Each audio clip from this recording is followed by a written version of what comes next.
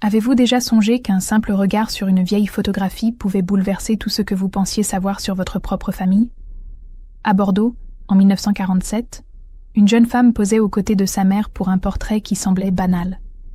Mais ce jour-là, quelque chose d'invisible s'est imprimé sur la pellicule. Un secret assez puissant pour détruire 3 vies. 16 ans plus tard, cette même photo réapparaîtrait dans un marché aux puces à Paris, révélant enfin la vérité que personne n'aurait dû découvrir. Aujourd'hui, je vais vous raconter cette histoire dramatique, inspirée de notre réalité, celle d'une mère, d'une fille, et d'un regard capable de traverser le temps. Avant de commencer, abonnez-vous à la chaîne et laissez un j'aime si vous aimez les histoires humaines qui font réfléchir. Écrivez dans les commentaires de quelle ville vous regardez cette vidéo. C'est toujours émouvant de voir d'où viennent nos spectateurs. Restez jusqu'à la fin, car cette histoire cache une leçon que beaucoup reconnaîtront peut-être dans leur propre vie. Cette photographie montre 2 femmes, une mère et sa fille, prises en octobre 1947 à Bordeaux. Mais regardez attentivement les yeux de la mère. Ce regard ne se pose pas sur sa fille. Il traverse l'objectif pour atteindre l'homme derrière la caméra. Et ce regard cache un secret si lourd qu'il détruira 3 vies en une seule nuit de pluie. Si vous restez jusqu'à la fin, vous découvrirez pourquoi cette mère a souri sur cette photo tout en sachant qu'elle venait de perdre la seule chose qui la faisait encore se sentir vivante. L'image a été retrouvée en 1963 dans un marché aux puces parisien par une jeune photographe. Au dos, une phrase écrite d'une main tremblante. 7 mots qui changeront tout ce que la fille croyait savoir sur sa propre mère. Mais pour comprendre ce regard, il faut revenir 2 ans après la fin de la guerre, quand Bordeaux tentait encore de panser des plaies que personne ne voyait. Madeleine Vasseur avait 42 ans en 1947. Son mari Jacques, ingénieur à la gare Saint-Jean, était mort 3 ans plus tôt sous les bombardements. Le registre municipal porte la date exacte du 12 mars 1944. Depuis, Madeleine vivait avec sa fille Hélène, 19 ans, dans une maison modeste héritée de ses parents. La pension de veuve leur donnait 850 francs par mois. À peine de quoi survivre. Madeleine se réveillait chaque nuit à 3 heures du matin. Toujours la même heure. Toujours les mêmes images des bombardements qui ne la quittaient pas. Elle restait assise dans le noir, écoutant la respiration de sa fille dans la chambre d'à côté, se demandant combien de temps encore elle pourrait tenir ce rôle de mère forte alors qu'elle se sentait disparaître un peu plus chaque jour. Parce que Madeleine portait un secret plus lourd que le deuil. Elle enviait la jeunesse de sa fille. Et cette envie la remplissait d'une honte qu'elle ne pouvait confesser à personne. Hélène, elle, ne pleurait pas son père. Et cette incapacité à ressentir du chagrin la terrorisait. Elle avait 11 ans quand il était mort. Trop jeune pour vraiment le connaître, trop vieille pour oublier qu'elle aurait dû l'aimer davantage. Alors elle peignait. Des toiles médiocres qu'elle savait médiocres, mais qui lui permettaient d'échapper au regard de sa mère, qui attendait toujours quelque chose qu'elle ne pouvait pas donner. Cet été-là, Hélène vit une annonce dans le journal Sud-Ouest de juin 1947. Professeur de peinture cherche élève. Luc Moreau. Une adresse dans le vieux Bordeaux. Elle s'inscrivit sans en parler à sa mère. Luc avait 24 ans, mais ses yeux en portaient 40. Ancien résistant, ses mains tremblaient parfois quand il tenait un pinceau. Les dossiers médicaux de l'hôpital militaire mentionnaient en 1945 un stress neurologique post-combat, mais aucun traitement n'existait à l'époque. On disait aux hommes comme lui d'attendre et de prier. La première fois qu'Hélène le vit, elle tomba amoureuse de cette tristesse qu'elle reconnaissait. Quelqu'un d'autre qui survivait au lieu de vivre. 3 semaines plus tard, elle commit l'erreur qui changerait tout. Elle l'invita à dîner chez elle. Quand Luc franchit le seuil de la maison des Vasseur ce soir d'août, Madeleine comprit immédiatement. Cet homme ne regardait pas sa fille comme un professeur regarde une élève. Il la regardait comme quelqu'un qui cherche à se raccrocher à quelque chose de lumineux pour ne pas sombrer. Mais ce que Madeleine ne comprit que plus tard, c'est qu'elle-même regardait Luc de la même façon. Le dîner dura 4 heures. Ils parlèrent de Camus, de la reconstruction, du poids invisible que portaient tous ceux qui avaient survécu. Hélène s'endormit sur le canapé vers 23 heures. Luc et Madeleine continuèrent à parler dans la cuisine jusqu'à 2 heures du matin. Pour la première fois depuis la mort de Jacques, quelqu'un écoutait Madeleine. Pas la veuve, pas la mère, Madeleine. Quand Luc partit ce soir-là, il dit qu'il reviendrait chercher des toiles la semaine suivante. Il revint le lendemain, puis le surlendemain, puis tous les jours pendant 6 semaines. Hélène rayonnait. Sa mère semblait moins fatiguée. Luc souriait plus souvent. Tout le monde se mentait. Parce que dans cette maison, quelque chose de dangereux était en train de naître. Une attirance que personne n'osait nommer. Une complicité qui dépassait largement la politesse. Les voisines commençaient à parler. Ce jeune homme qui passait tant de temps chez les Vasseur. Ces longues conversations quand Hélène était à l'atelier. Ces regards qui duraient un peu trop longtemps. Madeleine le savait. Elle aurait dû mettre fin à tout cela. Mais depuis 3 ans, elle n'avait plus été touchée. Plus été regardée comme une femme. La société française traitait les veuves comme des fantômes en deuil éternel. Le recensement de 1946 comptait 3247 veuves de guerre rien que dans leur quartier. Des femmes invisibles. Et Luc la voyait. Fin septembre, Hélène annonça une nouvelle extraordinaire. Elle était invitée à participer à une exposition collective à Paris. Une galerie modeste. Mais c'était Paris. Son premier vrai succès. Elle partirait début octobre pour 10 jours. Quand Luc apprit la nouvelle, ses mains tremblèrent plus fort que d'habitude. Il but 3 verres de cognac ce soir-là dans son appartement vide. Il savait ce qui allait se passer. Et il ne fit rien pour l'empêcher. La veille du départ d'Hélène, Luc apporta son appareil photo. Il dit vouloir prendre un portrait des 2 femmes comme référence pour une future toile. Un souvenir avant la séparation. Madeleine se plaça derrière sa fille, les mains sur ses épaules. Hélène souriait, pensant déjà aux galeries parisiennes, à la vie qui l'attendait loin de Bordeaux et de ses fantômes.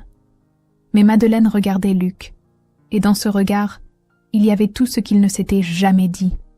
La solitude, le désir, la culpabilité anticipée, l'impossibilité de tout cela. Luc appuya sur le déclencheur. La photo captura la vérité avant même qu'elle ne se produise. 2 jours plus tard, Hélène montait dans le train pour Paris. Elle embrassa sa mère et promit d'écrire. Elle fit un signe de la main à Luc qui était venu la voir partir. Ce qu'elle ne savait pas, c'est qu'en montant dans ce train, elle laissait derrière elle 2 personnes sur le point de commettre l'irréparable. Bordeaux, octobre 1947. Une ville où les femmes baissaient encore les yeux en croisant des uniformes, où les cloches des églises sonnaient pour des morts qu'on n'avait jamais retrouvés, où chaque famille cachait au moins un secret de l'occupation. Les statistiques de l'après-guerre montraient une réalité brutale. Pour 100 femmes, seulement 73 hommes avaient survécu. Une génération entière d'épouses et de mères condamnées à la solitude. Mais personne n'en parlait.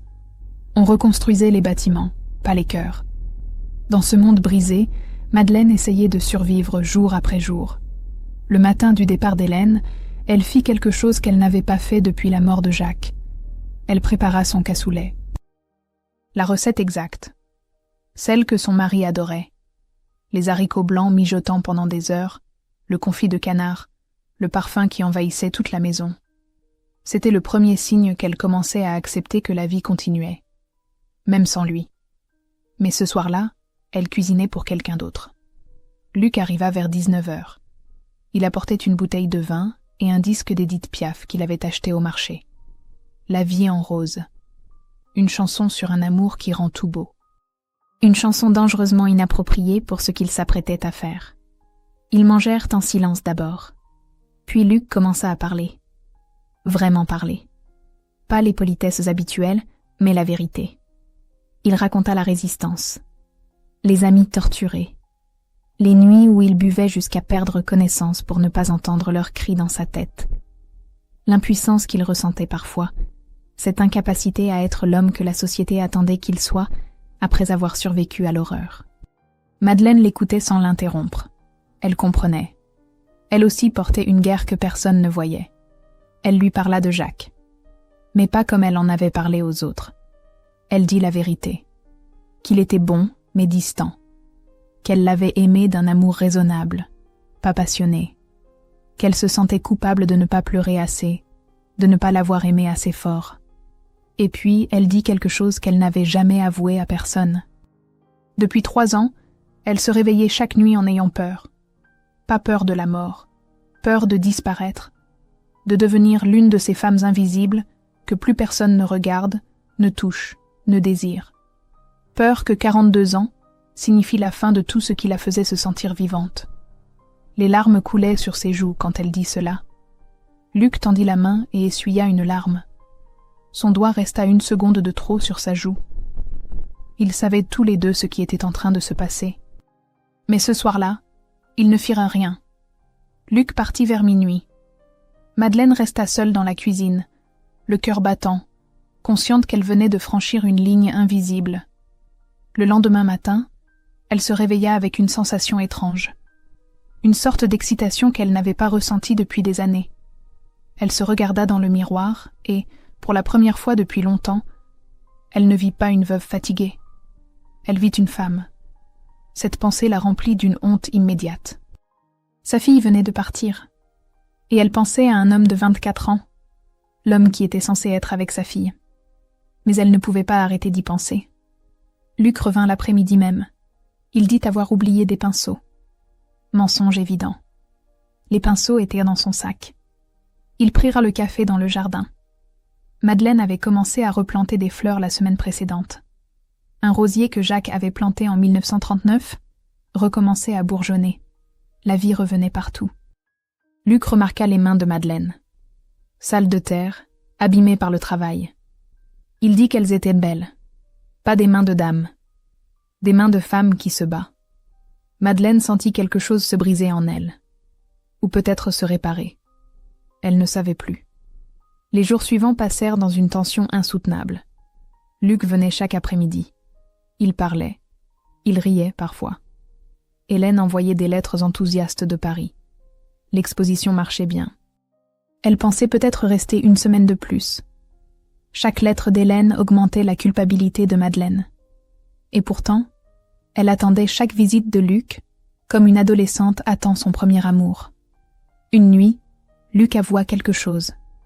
Il était attiré par les femmes plus âgées depuis la guerre, parce qu'elles comprenaient, parce qu'elles avaient perdu des choses, parce qu'avec elles, il n'avait pas besoin de prétendre être entier.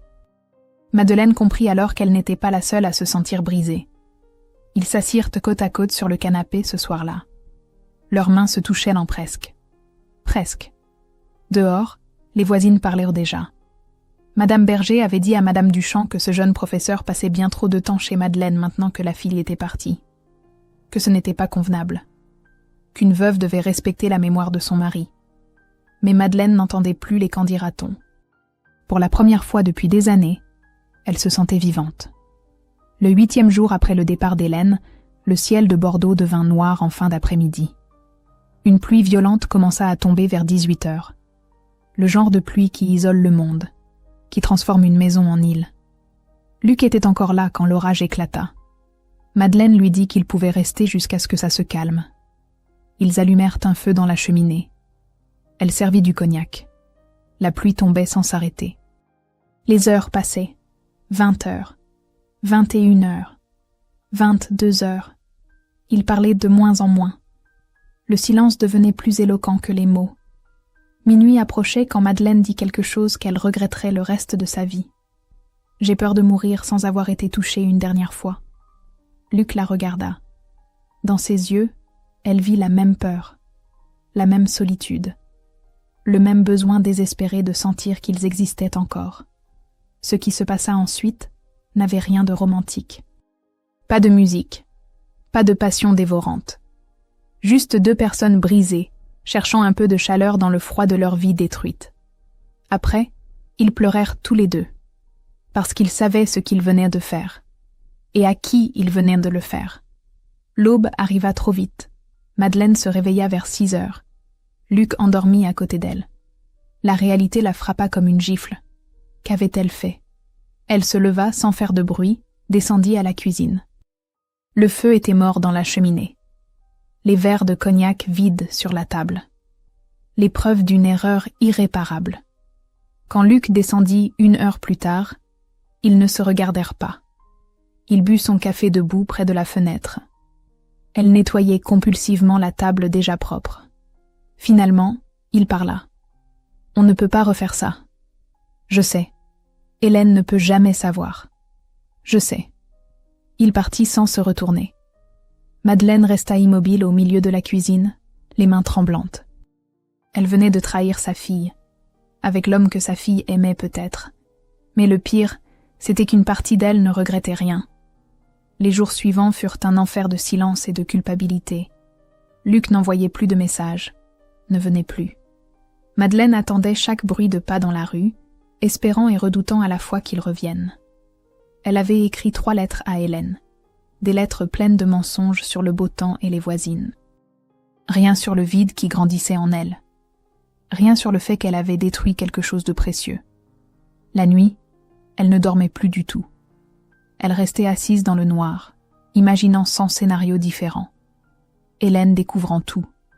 Luc racontant à quelqu'un. Les voisines comprenant. Sa fille, la regardant avec dégoût. 5 jours après cette nuit, Luc revint. Il était ivre. Pas complètement. Mais assez pour avoir le courage de sonner à la porte à 23 heures. Madeleine ouvrit. Ils se regardèrent sans parler pendant une longue minute. « Je ne peux pas arrêter de penser à toi, » dit-il. « Il faut, » répondit-elle. Mais ni l'un ni l'autre ne fermèrent dans la porte. Ils restèrent dans l'entrée pendant 2 heures, parlant à voix basse pour que les voisins n'entendent pas.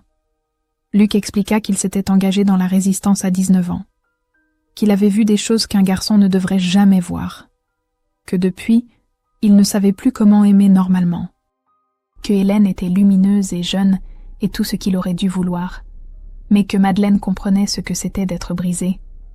Madeleine pleura en l'écoutant, parce qu'elle comprenait trop bien. Elle aussi était attirée par lui pour de mauvaises raisons, pas parce qu'il était l'homme de sa vie, mais parce qu'il la faisait se sentir vivante dans un monde de mort. « Ce n'est pas de l'amour, » dit-elle. « C'est du désespoir. »« Peut-être, » répondit-il, « mais c'est tout ce que j'ai. » Il partit sans l'embrasser. Mais dans ses yeux, Madeleine vit la même chose que dans les siens. La tentation de tout détruire juste pour ne plus se sentir seule. Le lendemain, une lettre arriva d'Hélène. Elle rentrait 3 jours plus tard. L'exposition avait été un succès. Un galeriste parisien s'intéressait à son travail. Elle avait rencontré d'autres artistes. Elle était heureuse. Madeleine lut la lettre 3 fois. Sa fille était heureuse. Et elle venait de détruire cette possibilité de bonheur. Elle comprit ce qu'elle devait faire. Quand Hélène rentrerait, tout devrait redevenir normal. Luc devrait rester le professeur de peinture. Madeleine devrait redevenir la mère dévouée. Et cette nuit ne devrait jamais avoir existé. Elle écrivit une lettre à Luc. Une seule page. Elle disait que c'était fini. Que quand Hélène rentrerait, il ne devrait plus venir à la maison. Que c'était mieux ainsi. Pour tout le monde. Elle la glissa sous la porte de son atelier à l'aube, quand personne ne pouvait la voir. Luc ne répondit pas. Le jour du retour d'Hélène, Madeleine nettoya toute la maison. Elle changea les draps. Effaça toutes les traces. Comme si on pouvait effacer la culpabilité avec du savon. Hélène arriva vers 16 heures, radieuse. Elle embrassa sa mère, parla sans s'arrêter de Paris, des galeries, des gens extraordinaires qu'elle avait rencontrés. Elle demanda des nouvelles de Luc. Madeleine mentit avec un sourire. Il va bien. Il est passé quelquefois prendre des nouvelles. Hélène n'avait rien remarqué. Pourquoi l'aurait-elle fait? Sa mère était toujours sa mère. Fatiguée, mais souriante. Présente. Le soir, Luc vint dîner. Hélène l'avait invité pour célébrer son retour. Il accepta parce que refuser aurait été suspect. Le repas fut une torture. Hélène parlait, enthousiaste. Luc répondait par monosyllabes. Madeleine servait le vin avec des mains tremblantes. Sous la table, leurs jambes se touchèrent accidentellement. Ils se reculèrent comme brûlés. Hélène ne vit rien. Elle était trop heureuse pour voir que sa mère et son professeur évitaient soigneusement de se regarder. Après le dîner, Hélène proposa de montrer ses nouvelles esquisses. Elle monta chercher son portfolio. Madeleine et Luc restèrent seuls dans le salon pendant 30 secondes. « Je pars », dit-il à voix basse. « Quand ?»« Demain. Je ferme l'atelier. Je vais à Paris. Hélène va te demander pourquoi. Je trouverai une raison. » Leurs regards se croisèrent une dernière fois. Il y avait tant de choses non dites, des excuses, des regrets, peut-être même de l'amour, mais du mauvais genre, celui qui détruit au lieu de construire. Hélène redescendit avec ses dessins. Elle parla pendant 1 heure de ses projets. À 23 heures, Luc dit qu'il devait partir. Il salua Hélène chaleureusement, remercia Madeleine poliment. En partant, il ne se retourna pas. Le lendemain matin, Hélène découvrit une note glissée sous la porte. Luc expliquait qu'il fermait l'atelier. Une opportunité à Paris. Un nouveau départ. Il était désolé de partir si soudainement. Il espérait qu'elle comprendrait. Hélène pleura toute la journée. Pas parce qu'elle l'aimait passionnément, mais parce qu'il représentait quelque chose. Une normalité. Une possibilité de futur. Madeleine la consola maladroitement. Elle dit les mots qu'une mère doit dire. Que d'autres garçons viendraient. Que c'était pour le mieux. Que Paris était trop loin de toute façon. Mais dans ses bras, Hélène sentit quelque chose d'étrange. Sa mère tremblait. Comme si elle aussi avait perdu quelque chose. Les registres de la gare montrent qu'un certain L. Moreau prit le train pour Paris le 3 novembre 1947. Billet simple. Aucun retour prévu. Dans les semaines qui suivirent, Hélène remarqua des changements chez sa mère. Elle ne riait plus, ne plantait plus dans le jardin, se réveillait la nuit et restait assise dans le noir. Une fois, Hélène demanda si quelque chose n'allait pas. Madeleine mentit. C'est juste la fatigue. L'hiver qui arrive. Les souvenirs de la guerre.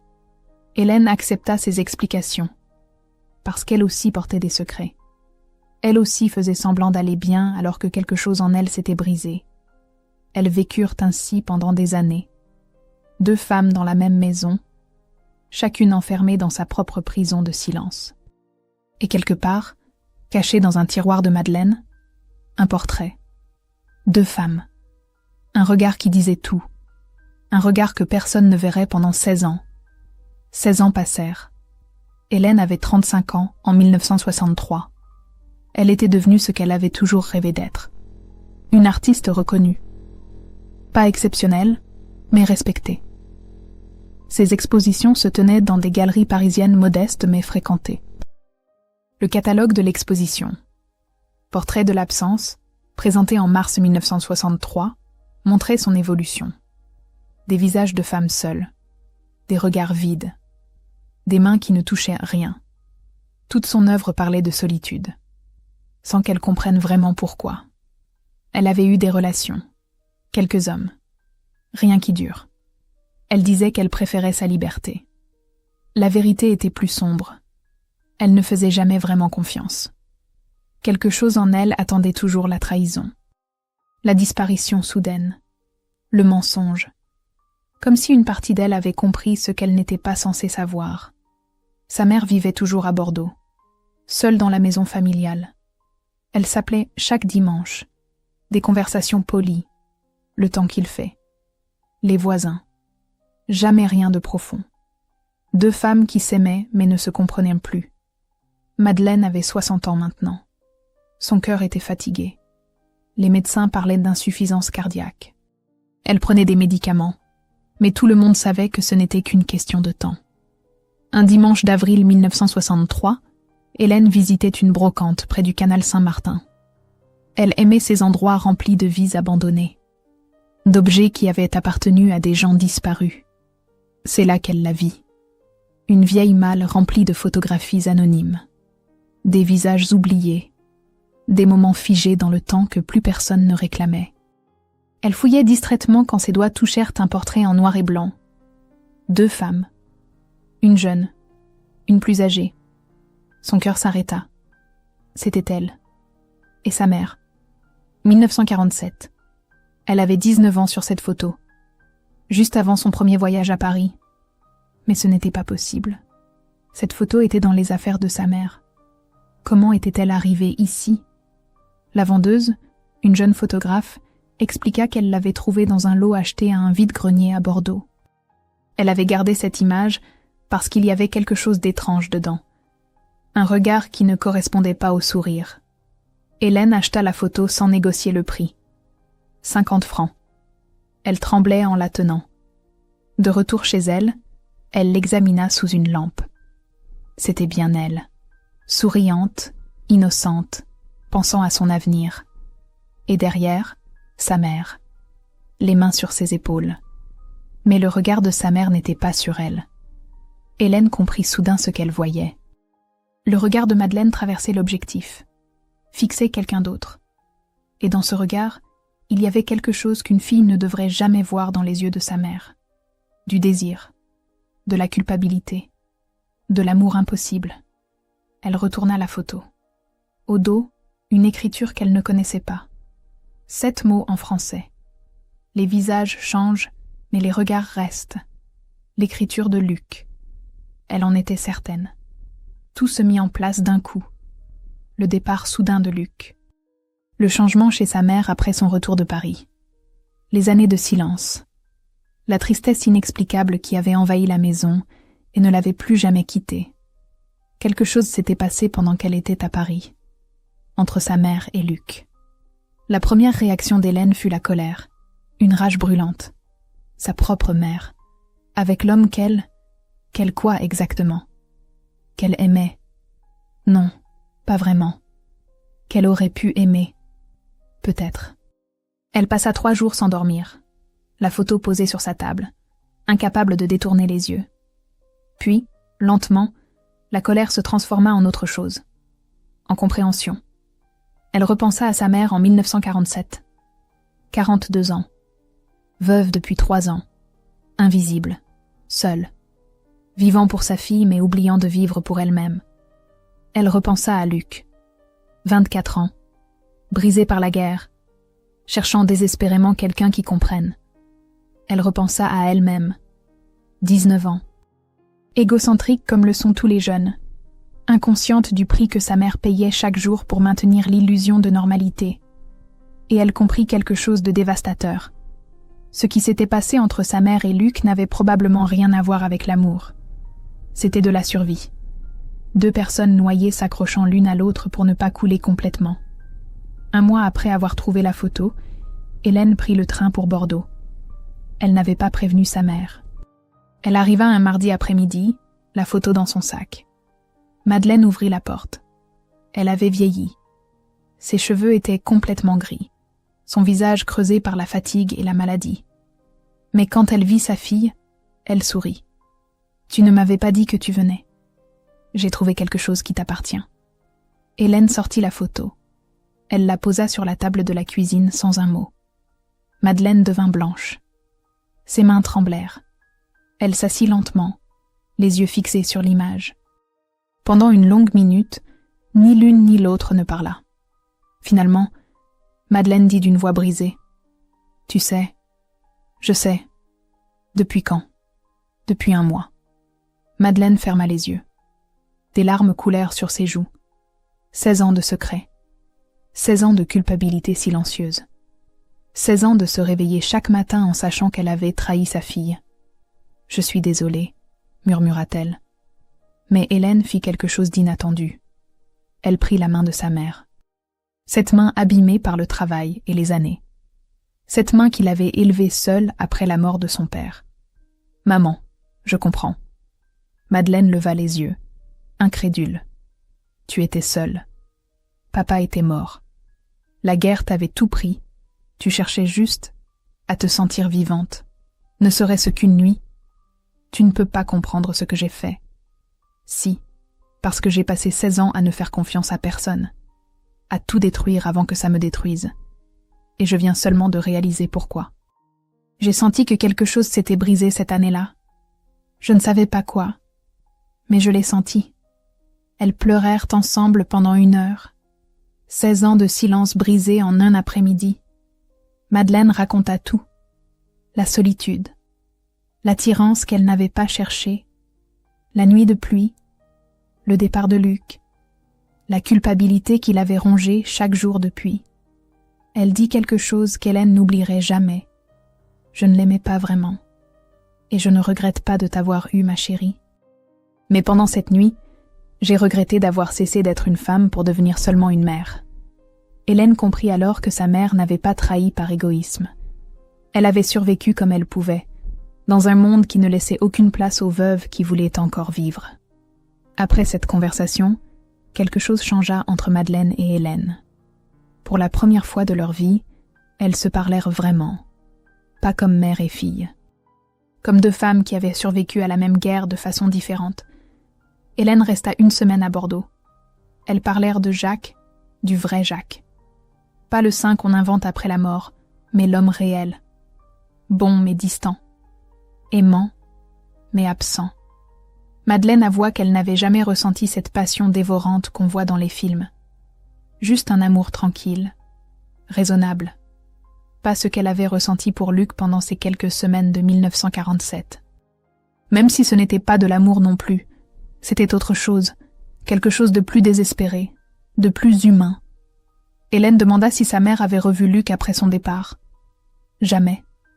Je ne sais même pas s'il est encore vivant. Tu voudrais savoir. Non. Certaines portes doivent rester fermées. Avant de repartir pour Paris, Hélène fit quelque chose. Elle écrivit au dos de la photo, sous la phrase de Luc, en petites lettres soignées. « Maman, je comprends maintenant. Tu as aimé en silence. Je t'aime aussi. » Elle rendit la photo à sa mère. « Garde-la. C'est à toi qu'elle appartient. » Madeleine pleura en tenant ce portrait qui avait capturé le moment exact où sa vie avait basculé. Elle le rangea dans une boîte en bois que Jacques avait fabriquée des années plus tôt. Une boîte contenant les quelques objets précieux de sa vie. Des lettres, un bracelet, une mèche de cheveux d'Hélène bébé. Et maintenant, cette photo qui disait la vérité qu'elle avait cachée pendant 16 ans. Les 2 années qui suivirent furent les plus belles de leur relation. Hélène venait à Bordeaux 1 fois par mois. Elles cuisinaient ensemble, parlaient de tout et de rien. Du jardin, de l'art, des hommes qui passèrent dans la vie d'Hélène sans jamais rester. Un jour, Hélène demanda pourquoi sa mère n'avait jamais refait sa vie après la mort de Jacques. Madeleine réfléchit longtemps avant de répondre. Parce qu'après cette nuit avec Luc, j'ai compris quelque chose. Je ne cherchais pas l'amour. Je cherchais à exister. Et quand j'ai compris ça, j'ai aussi compris que je devais apprendre à exister seule. Pas à travers ton père. Pas à travers Luc. Pas à travers toi. Juste moi. Tu y es arrivé. Presque. Ça m'a pris des années. Mais oui. Presque. En janvier 1965, le cœur de Madeleine commença à lâcher sérieusement. Les médecins dirent qu'il lui restait quelques semaines, peut-être quelques mois. Elle refusa l'hôpital. Elle voulait mourir chez elle, dans la maison où elle avait aimé, souffert, et finalement appris à vivre avec elle-même. Hélène prit un congé et s'installa à Bordeaux pour accompagner sa mère. Les voisines apportèrent des plats. Madame Berger, qui avait tant critiqué Madeleine des années plus tôt, venait s'asseoir près de son lit et lui tenir la main en silence. Comme si elle aussi avait compris, trop tard, que juger était plus facile que comprendre. Un après-midi de février, alors que la lumière hivernale entrait doucement par la fenêtre, Madeleine demanda à Hélène de lui apporter la boîte en bois. Elle sortit la photo et la regarda longuement. « Tu sais ce qui est étrange. Je ne regrette pas. Ça devrait me rendre monstrueuse, non. Mais je ne regrette pas. Pourquoi devrais-tu regretter d'avoir été humaine ?» Madeleine sourit. Un vrai sourire. Paisible. « Tu es devenue plus sage que moi. » Non. J'ai juste appris de tes erreurs. Et de tes courages. Le 2 février 1965, par un matin gris et doux, Madeleine Vasseur s'éteignit dans son sommeil. Elle avait 60 ans. L'acte de décès mentionnerait une insuffisance cardiaque. Mais Hélène savait que sa mère était morte de quelque chose de plus complexe. D'avoir trop porté. D'avoir trop tu. D'avoir essayé d'être parfaite dans un monde qui ne pardonnait pas l'imperfection. Le jour de l'enterrement, la petite église de leur quartier était remplie. Des voisines, des commerçants. Des gens dont Madeleine avait discrètement aidé les familles après la guerre. Elle avait vécu si silencieusement que beaucoup découvraient seulement maintenant tout ce qu'elle avait fait pour sa communauté. Quand vint le moment de fermer le cercueil, Hélène s'approcha. Dans sa main, la photographie de 1947. Elle la posa doucement sur la poitrine de sa mère, à l'endroit du cœur.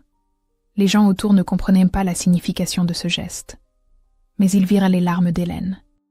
Et dans ces larmes, il n'y avait pas seulement du chagrin. Il y avait du pardon, de la gratitude, de l'amour. La photo fut enterrée avec Madeleine. Personne ne la reverrait jamais. Parce que certaines vérités n'ont pas besoin de témoins. Elles n'ont besoin que d'être comprises par ceux qu'elles concernent. 23 ans plus tard, en 1988, Hélène Vasseur était une femme de 60 ans, respectée dans le milieu artistique parisien, sans enfant, mais entourée d'élèves qui l'adoraient. Elle ne s'était jamais mariée, mais elle avait eu plusieurs relations longues. Elle avait appris à faire confiance, lentement, difficilement, mais elle avait appris. Un jour, elle retrouva dans ses affaires une photo qu'elle avait prise de cette image avant de la rendre à sa mère. Une copie. Un fantôme du fantôme. Elle écrivit une note à la main et la colla au dos. Ce portrait montre deux femmes tentant de survivre à la guerre qui ne s'est pas terminée en 1945. La guerre intérieure. Ma mère n'était pas parfaite, mais elle était humaine. Et c'est suffisant. Nous méritons tous le droit d'être humains, même quand cela nous rend imparfaits. Surtout quand cela nous rend imparfaits. Elle garda cette copie dans un tiroir de son bureau. Parfois, elle la regardait. Non pas pour raviver la douleur, mais pour se rappeler que sa mère avait été plus qu'une mère. Qu'elle avait été une femme avec des désirs, des peurs, des erreurs. Une femme qui avait fait de son mieux dans un monde qui ne lui laissait aucune place pour faillir. Et qu'aimer quelqu'un vraiment, ce n'est pas l'aimer malgré ses imperfections. C'est l'aimer avec ses imperfections. Parce que c'est ça qui nous rend humains. Hélène mourut en 1998, à 70 ans, entourée d'amis. Dans son testament, elle demanda que la copie de la photo soit donnée à sa plus jeune élève, une fille de 20 ans qui lui rappelait elle-même à cet âge. Pleine d'espoir et de peur. Cherchant sa place dans un monde compliqué. Au dos, elle avait ajouté une dernière ligne. Les visages changent, les regards restent, mais le pardon guérit tout. Cette photo existe encore aujourd'hui, pas dans un musée, pas dans des archives publiques. Elle se trouve dans l'appartement d'une femme de 47 ans à Lyon, une petite nièce lointaine qui ne connaît pas toute l'histoire, juste qu'il s'agit d'ancêtres, d'une mère et d'une fille, d'un moment figé dans le temps. Parfois, elle la regarde et se demande pourquoi le regard de la mère semble si triste, si chargé de quelque chose d'indicible. Elle ne saura jamais, mais d'une certaine façon, c'est mieux ainsi, parce que certains secrets ne sont pas faits pour être révélés au monde entier. Ils sont faits pour être pardonnés, puis oubliés, puis transformés en leçons. La leçon que nous sommes tous imparfaits, que nous faisons tous des erreurs, que nous cherchons tous désespérément à être vus, compris, pardonnés, et que parfois, le plus grand acte d'amour n'est pas de ne jamais faillir, c'est de pardonner à ceux qui ont failli, surtout quand ils ont failli en essayant simplement de survivre. Madeleine Vasseur n'était pas une sainte. Elle était une femme, une veuve, une mère, une survivante. Et dans cette photographie prise un après-midi d'octobre 1947, elle était aussi, pour quelques secondes, quelqu'un qui osait encore désirer, encore espérer, encore se sentir vivante. C'était son droit, c'était son humanité, c'était suffisant. Cette histoire fictionnelle, inspirée de notre réalité, nous rappelle que la guerre la plus longue n'est pas toujours celle des armes, mais celle que nous menons à l'intérieur de nous-mêmes.